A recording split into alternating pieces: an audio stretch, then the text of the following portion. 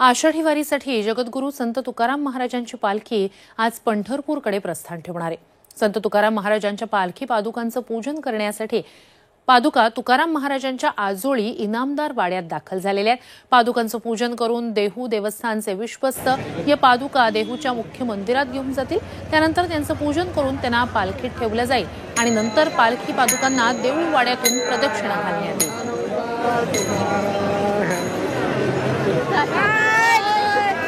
आज जगद्गुरू संत तुकाराम महाराजांच्या पालखी सोहळ्याचं पंढरपूरकडे प्रस्थान असणार आहे। त्यासाठी देहू नगरी वारकऱ्यांनी फुलून गेलेली आहे। विठू माऊलीचा गजर देहू नगरीत ऐकू येतोय आणि आकर्षक अशी फुलांची सजावट तुकाराम महाराजांच्या पालखी प्रस्थान सोहळ्यासाठी म्हणून मंदिरात करण्यात आलेली आहे। सध्या पादुका पूजन सुरू आहे आणि नंतर याच पादुका पालखीत ठेवल्यानंतर पालखीची